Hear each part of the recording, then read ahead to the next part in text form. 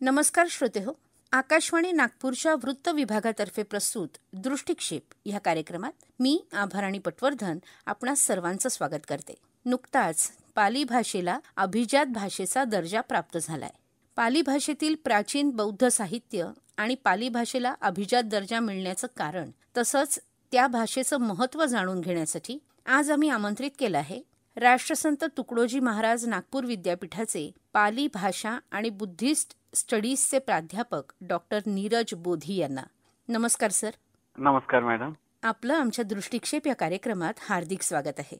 धन्यवाद madam. Sir, Tathagata Gautam बुद्धांनी जी पाली भाषा लोकांपर्यंत पोहोचवली, लोकांमध्ये रुजवली, त्या पाली भाषेला आता अभिजात भाषेचा दर्जा मिळालाय. मुळात अभिजात भाषा म्हणजे नेमकं काय? अभिजात भाषा जी आहे त्यामध्ये काही निकष पुढे ठेवण्यात आलेले होते. पहिला जो निकष आहे त्यामध्ये असं म्हटलं गेलेलं आहे की ही भाषा उच्च पुरातन म्हणजे जवळपास 1500 ते 2000 वर्षाच्या कालावधीची ही भाषा असावी. तसेच या भाषेमध्ये प्रारंभिक जे ग्रंथ आहे, साहित्य आहे ते त्यामध्ये निर्माण झालेलं असावं. त्याचबरोबर प्राचीन साहित्य आणि जो एक ग्रंथ संपदा हा विपुल प्रमाणात असावा आणि एक मोठ्या पिढीद्वारे त्याचं जतन केलं गेलं असावं, एक वारसा निर्माण झालेला असावा. बरोबर.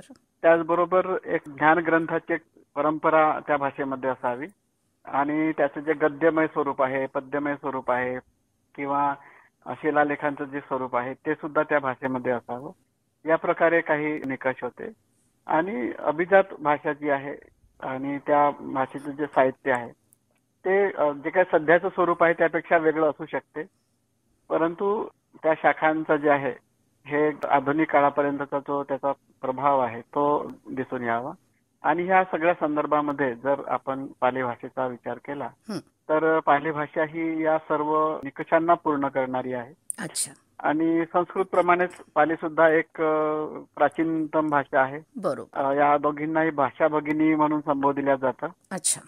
आणि या भाषेचं जे साहित्य आहे ते सुद्धा मोठ्या प्रमाणात विपुल आहे आणि म्हणून सर्व अभिजात भाषा ज्याला म्हणता येईल की जे स्वतंत्ररित्या विकसित झालेली अशी भाषा आणि त्या भाषेचं विपुल असं साहित्य उपलब्ध आहे. त्यामुळे अभिजात भाषेविषयीचं जे काही निकष आहेत तर ते पाली भाषा पूर्ण करते. सर, साधारण या पाली भाषेचा उगम म्हटलं तर तो आपण काय सांगू शकतो आणि या भाषेचा इथवरचा प्रवास कसा झालेला आहे?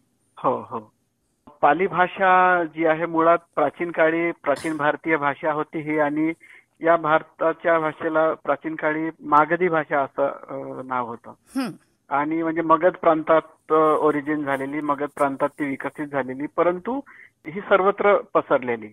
कारण की ही जी पाली भाषा आहे या मागधी भाषेला प्राचीन काळामध्ये बोली भाषेच्या जनभाषेच्या रूपामध्ये ओळखलं जात होतं.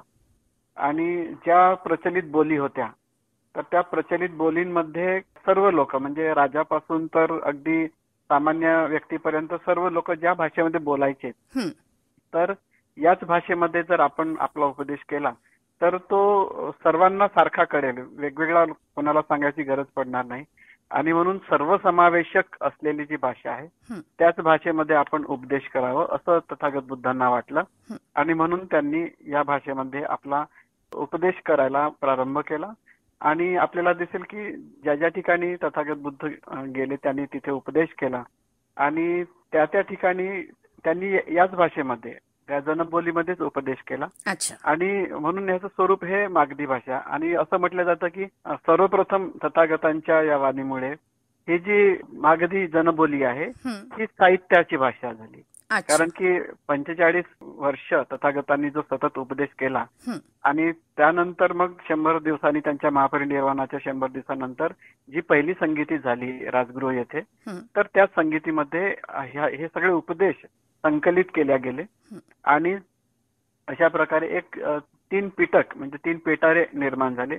त्यामध्ये सुत्त पिटक, विनय पिटक आणि अभिधम्म पिटक अशा प्रकारे तथागतांचे जे उपदेश आहेत ते संकलित केल्या गेले आणि मग हा जो आहे पाली भाषा इथून आपल्याला अस्तित्वात आलेली दिसते. अच्छा, यालाच म्हणून ग्रंथभाषा असंही म्हणतात का सर? हो, आता हे पिटारे हे नेमके त्या ग्रंथांनाच म्हटलेले आहेत की ज्या सुत्त पिटक म्हणजे ज्याच्यात सुत्तांचा संग्रह आहे. हं, विनय पिटक म्हणजे ज्याच्यामध्ये तथागतांनी जे भिक्खूंना उपदेश केलेले आहेत, जे विनय सांगितलेले आहेत, हं. नियम सांगितलेले आहेत, त्यांचं संकलन आहे. आणि अभिधम्म हा विशेष धम्म जो आहे, जो मनाशी निगडित असलेला हं. साधनेमध्ये ज्याचा उपयोग होऊ शकतो असा जो धम्म आहे. तर ह्या पद्धतीने त्यांचं संकलन ह्या 3 वेगवेगळ्या पिटाऱ्यांमध्ये केलेलं होतं. अच्छा. सुत्तपिटकामध्ये जसे मुख्य 5 ग्रंथ आहेत, परंतु ते मोठे मोठे आहेत आणि हं. जो 5वा निकाय आहे, खुद्दक निकाय, त्यामध्ये एकूण 15 ग्रंथांचा समावेश आहे. त्याचबरोबर विनय पिटकामध्ये 5 ग्रंथांचा समावेश आहे आणि अभिधम्म पिटकामध्ये 7 ग्रंथांचा. असा मूळ अच्छा. पालीचा जो ग्रंथसंभार आहे हं. हा पहिल्या शतकामध्ये निर्माण झाला आणि त्याबरोबरच हळूहळू अट्टकथांचा सुद्धा विकास झालेला आहे. म्हणून पाली भाषेच्या संदर्भामध्ये हं. हे जे सुरुवातीचं त्रिपिटकाचं स्वरूप आहे याला पिटक साहित्य म्हणतात. त्याच्यानंतर मग जे अट्टकथा वगैरे निर्माण झाल्यात यांना अनुपिटक साहित्य म्हटलं गेलेलं आहे. अच्छा. कारण जे ग्रंथ निर्माण झाले त्यांचं भाष्य करणारं, त्या शब्दांचे अर्थ प्रकट करणारे जे विशेष ग्रंथ निर्माण झाले त्यांना अट्टकथांमध्ये स्थान मिळालं. हं. आणि हा प्रवास दीर्घकालीन चाललेला आहे. बरोबर म्हणजे आहे. श्रीलंकेमध्ये सुद्धा जेव्हा त्रिपिटक गेलं तर तिथे ह्या अट्टकथा मोठ्या प्रमाणामध्ये विकसित झाल्या आणि त्या संकलित केल्या गेल्या. हं. त्या भुर्जपत्रावर सुद्धा लिहिल्या गेल्यात. म्हणजे पट्टगामिनी अभय या राजाच्या कालखंडामध्ये श्रीलंकेमध्ये इसवी सन पूर्व 29 मध्ये ह्या ज्या भुर्जपत्रांवरती हे साहित्य लिहिलं गेलं. त्याची भाषा ही पाली होती, मागधी होती, परंतु लिपी मात्र सिंहली होती. सिंहली आणि लिपी. अच्छा. हा पुढे जो प्रवास आहे तो भारतामध्ये सुरू राहिला. जसं 4-5व्या शतकामध्ये आचार्य बुद्धदत्त आहेत, त्याच्यानंतर आचार्य बुद्धघोष आहेत, आचार्य अनिरुद्ध आहेत.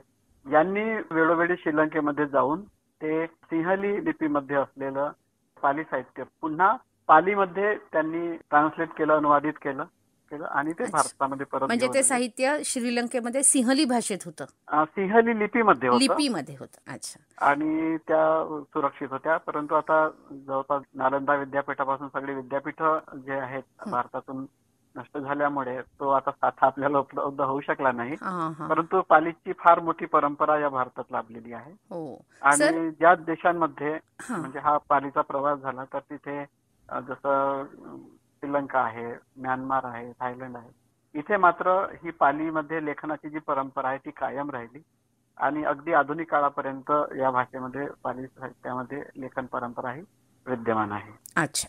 सर, अभिजात दर्जा मिळालेल्या पाली भाषेचं आजच्या काळात महत्त्व काय आपल्याला सांगता येईल? आजच्या काळामध्ये पाली भाषेचं अतिशय विशेष असं महत्व आहे. कारण की भारतीय ज्ञान परंपरेमध्ये जे काही बीज आहेत ते बीज शोधण्यासाठी आपल्याला पाली भाषेचं अध्ययन करणं अत्यंत आवश्यक आहे.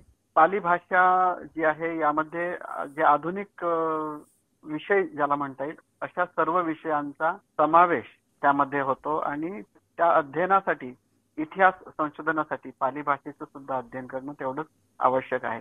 म्हणजे तथागत बुद्धांनी केवळ उपदेश केलेला नाही, नीतिमत्ताच शिकवली नाही, तर त्या अनुषंगाने भौगोलिक परिस्थितीचं अध्ययन आलेलं आहे. त्यामध्ये तत्कालीन नद्या, पर्वत, वन हे जे काही ज्या ठिकाणी तथागत गेले त्या सर्वांची इत्यंभूत माहिती आपल्याला त्या ठिकाणी सापडते. म्हणून भूगोलाविषयीचं ऐतिहासिक दृष्टिकोन, आता राजा बिंबिसार आहे किंवा सम्राट अशोक आहेत, तर त्यांचा वंश असेल, ह्या सगळ्या इतिहास प्रवेणी ज्याला म्हणतात, तर ही इतिहास परंपरा सुद्धा शोधताना आपल्याला पाली ग्रंथांचा खूप मोठा आधार प्राप्त होतो. श्रीलंकेमध्ये दीपवंश, महावंश सारखे पालीमधले ग्रंथ निर्माण झालेत. या ग्रंथांमध्ये सुद्धा भारतीय इतिहास आपल्याला सापडतो. त्यामुळे इतिहासाच्या दृष्टीने सुद्धा एक संशोधनात्मक दृष्ट्या पालीचा आधार घेणं अतिशय महत्वाचं आहे. आणि याला म्हणजे एक स्रोत वारसा म्हणून आपल्याला बघता येईल. बरोबर. आधुनिक मानसशास्त्र जर आपल्याला अभ्यासाचं असेल तर एक बौद्ध मानसशास्त्राची पण एक शाखा आहे. त्या पद्धतीने पाली साहित्याचा अभ्यास करता येतो. गणितशास्त्र असेल, वैद्यकशास्त्र असेल, अर्थशास्त्र असेल, समाजशास्त्र असेल, राज्यशास्त्र असेल, नीतिशास्त्र असेल किंवा कथा साहित्य आहे, काव्यशास्त्र आहे, नाट्यशास्त्र आहे. या प्रकारे वेगवेगळ्या पद्धतीने पाली साहित्याचं अध्ययन आपल्याला अधिक उपयुक्त ठरू शकतं. अरे वा. आणि म्हणजे विविध विषयांचा समावेश असलेली अशी ही भाषा, इतकी प्रगल्भ अशी ही भाषा आहे असं आपण म्हणू शकतो. सर, पाली भाषेला अभिजात भाषेचा दर्जा मिळाला, याचा नेमका फायदा कसा होणार आहे? आणि कोणाला होणार आहे? पाली भाषेला जो अभिजात भाषेचा दर्जा मिळालेला आहे याचा फायदा समग्र भारतीयांना होणार आहे. कारण आता ही पाली जी भाषा ही फक्त भारतापुरती मर्यादित राहिलेली नाही आहे, तर ही एक आंतरराष्ट्रीय स्वरूपाची भाषा आहे. हं. आणि आंतरराष्ट्रीय स्वरूपाची भाषा आहे. जगातल्या अनेक नामवंत विद्यापीठांमध्ये आणि अनेक देशांमध्ये पालीचं अध्ययन आणि अध्यापन होतं. त्याचबरोबर आता या भाषेला अभिजात भाषेचा दर्जा मिळाल्यामुळे भारतात सुद्धा पाली भाषेच्या अध्ययन आणि अध्यापनाला एक मोठ्या प्रमाणात गती मिळणार आहे. आणि आता वर्तमान काळामध्ये सुद्धा भारतामध्ये जवळपास 55 विद्यापीठामध्ये पाली भाषा ही शिकवली जाते. हं. आणि सर्वप्रथम ही कलकत्ता विद्यापीठामध्ये पाली भाषा सुरू झाली. आचार्य धर्मानंद कोसंबी हे पहिले पालीचे शिक्षक आधुनिक भारतातील, आणि त्यांच्याच प्रयत्नामुळे नंतर मुंबई विद्यापीठ आहे, गुजरात विद्यापीठ आहे, बडोदा युनिव्हर्सिटी ज्याला म्हणता येईल, आपल्या इथे सुद्धा आपल्या नागपूर विद्यापीठ, पुणे विद्यापीठ इथे पाली भाषा सुरू झाली. आणि जवळपास आता Magadh university, Banaras Hindu university, Delhi university अशा प्रकारे सर्व युनिव्हर्सिटीमध्ये ही भाषा शिकवली जाते. आणि एक मोठा अभ्यासक वर्ग, संशोधक वर्ग यामधून निर्माण झालेला आहे. आणि त्यामुळे पाली भाषेचा जो हा अभिजात भाषेचा दर्जा मिळाला, यामुळे एक मोठं अभ्यासाचं दालन संपूर्ण भारतीयांसाठी निर्माण झालेलं आहे. या माध्यमातून पाली संस्थान आणि पाली विद्यापीठ निर्माण होण्याचा सुद्धा मार्ग मोकळा झालेला आहे. निश्चितच. आणि पाली विद्यापीठ जर का निर्माण झालं तर वेगवेगळ्या क्षेत्रातील संशोधकांना, संशोधन करताना भारतीय ज्ञान परंपरा अभ्यासकांना त्याचा नक्कीच फायदा होणार आहे. म्हणजे आपण याला भारतीय ज्ञानाचा खजिना म्हणू शकू, अशी ही भाषा आहे. सर, आधुनिक काळामध्ये पाली भाषेची आजची स्थिती काय आहे? वर्तमान काळामध्ये अनेक संशोधक आणि विद्वान यांनी पाली भाषेच्या विकासासाठी मोठ्या प्रमाणात कार्य केलेलं आहे. यामध्ये डॉक्टर भदंत राहुल सांकृत्यायन यांचं नाव आहे. त्याचबरोबर डॉक्टर भिक्खू जगदीश काश्यप यांचं मोठं योगदान आहे. आणि त्याचबरोबर डॉक्टर भदंत आनंद कौशल्यायन या भिक्षुत्रयींनी फार मोठ्या प्रमाणामध्ये पालीचं जे संशोधन आहे ते करून पाली हिंदीमध्ये अनुवादित ग्रंथ त्यांनी पालीमधले निर्माण केलेले आहेत. त्याचबरोबर भिक्खू जगदीश काश्यप यांनी नवनालंदा महाविहाराची स्थापना करून जे रोमन स्क्रिप्टमध्ये पाली ग्रंथ होते त्यांना देवनागरी लिपीमध्ये लिप्यांतर करून त्यांनी प्रकाशित केलेलं आहे. अच्छा. त्याला नालंदा एडिशन म्हणून सर्वत्र ओळखलं जातं. आणि देवनागरी लिपीमध्ये, भारतीय लिपीमध्ये पालीचा जो पुनर्निर्माण आहे ते करण्याचं त्यांनी कार्य केलेलं आहे आणि ते मोठं श्रेय आहे. त्यामुळे इतर भारतीय राज्यातील सर्व पाली अध्यापकांना आणि अध्ययन करणाऱ्यांना एक मोठा स्रोत जो आहे तो हाती लागलेला आहे. आणि त्याच परंपरेला पुढे नेत आचार्य सत्यनारायणजी गोयंका यांनी सुद्धा विपස්සना विशोधन विन्यास या संस्थेच्या माध्यमातून जे छट्ट संगायन बर्माला झालेलं होतं 56 मध्ये, तर त्या संगायनामधून जे ग्रंथ परिशुद्ध केले गेले त्या ग्रंथांचं प्रकाशन त्यांनी या संस्थेच्या माध्यमातून केलं. आणि आज संपूर्ण जगभर एक इगतपुरी एडिशन ही देवनागरी स्क्रिप्ट मध्ये सर्वत्र उपलब्ध आहे आणि त्याच्या आधारे संशोधक जे आहेत संशोधन करीत असतात. आणि ही एक मोठी उपलब्धी आधुनिक काळामध्ये झालेली आहे. त्याचबरोबर धर्मानंद कोसंबी यांनी काही ग्रंथलेखन जे आहेत त्यांनी नवनीत टीका, त्यांनी अभिधम्मावर लेखन या पाली भाषेतून केलेलं आहे. आधुनिक काळामध्ये सेतल संगसेन दिल्लीचे प्राध्यापक प्रोफेसर यांनी पाली भाषेतून सुंदर सुंदर काव्य रचना केलेल्या आहेत. त्यांनी नागपूरच्या बाबासाहेबांच्या कार्याविषयी सुद्धा पाली भाषेतून ग्रंथलेखन केलेलं आहे. अशा प्रकारे आता आधुनिक काळामध्ये पालीच्या ग्रंथलेखनाची आणि नवनवीन साहित्य रचनेची सुद्धा कृती होत आहे.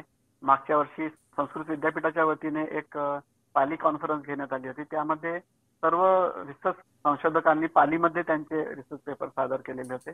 तर एक मोठी जी उपलब्धी आहे आता पुढे पालीच्या क्षेत्रामध्ये ती होत आहे आणि आधुनिक काळामध्ये पाली भाषेला नक्कीच चांगली स्थिती प्राप्त होईल, आशावाद मला या ठिकाणी व्यक्त करावा असा वाटतो. निश्चितच. सर, आज तुम्ही आमच्या दृष्टिक्षेप या कार्यक्रमात आलात आणि पाली भाषेविषयी अत्यंत रोचक, अत्यंत महत्त्वपूर्ण अशी माहिती तुम्ही आमच्या श्रोत्यांना दिलीत. त्यासाठी आकाशवाणी नागपूरच्या वृत्त विभागातर्फे मी आपले आभार मानते. धन्यवाद सर. धन्यवाद.